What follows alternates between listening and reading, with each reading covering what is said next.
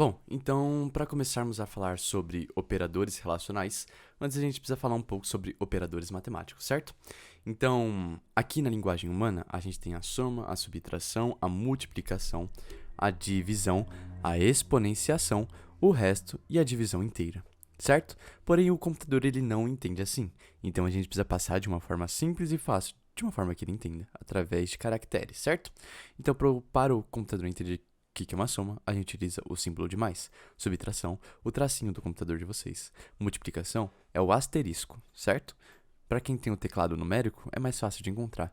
Mas se não encontrar, esses caracteres, eles estão na barrinha de cima dos números, certo? Só dá um shift e o número, ou alt, e vocês conseguem encontrar esses caracteres, certo? Logo depois, a gente tem a divisão, que é uma barra assim, no caso, né? Ela é uma barra assim. A contrabarra, ela é assim, porém ela não serve como um operador matemático. Ela serve como um operador de algoritmo, ou seja, para utilizar o nosso barra n, certo? Então ela funciona como um operador especial. Mas vamos deixar isso de lado.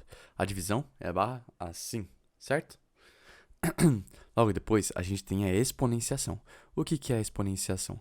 A exponenciação é quando a gente tem um número elevado a um expoente. No caso, quando a gente tem 10 elevado a 9, 10 é um número, certo? É a base.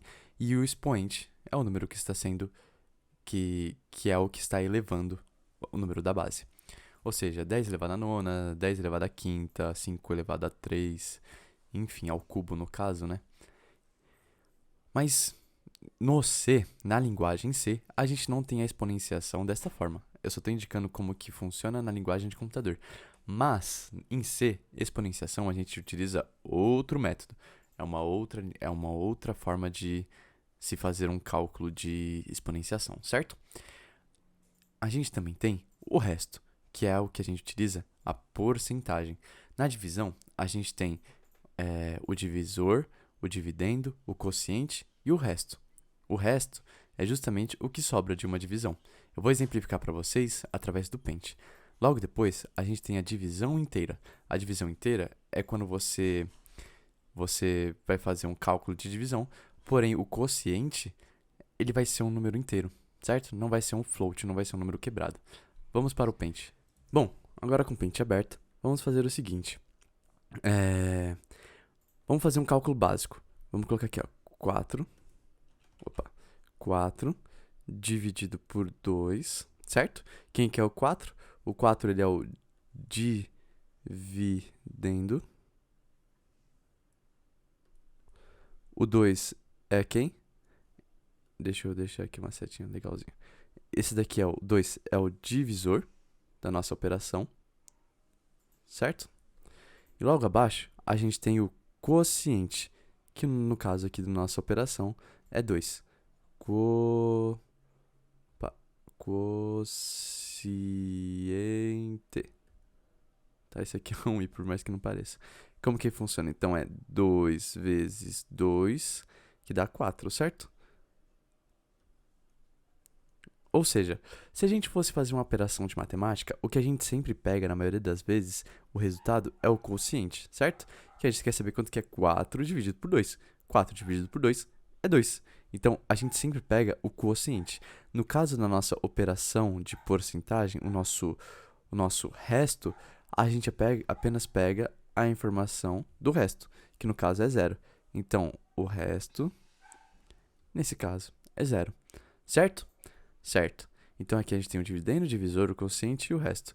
Agora, se a gente fosse fazer uma coisa do tipo esse daqui, 5 dividido por 2 é igual a 2.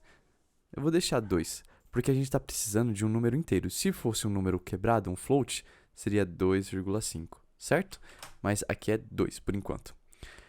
Porque a gente quer um número inteiro, tá? Quando a gente está trabalhando com números inteiros, a gente não utiliza vírgula. Então, 2 vezes 2 é 4.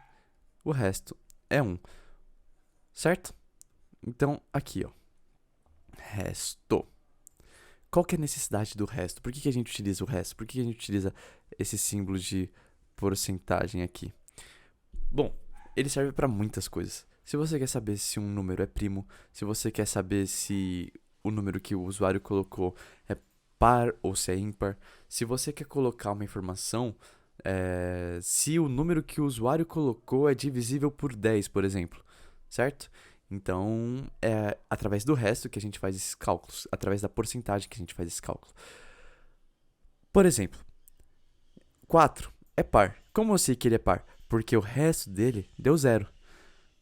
Agora o ímpar. Como eu sei que 5 é ímpar? Porque o resto dele é 1.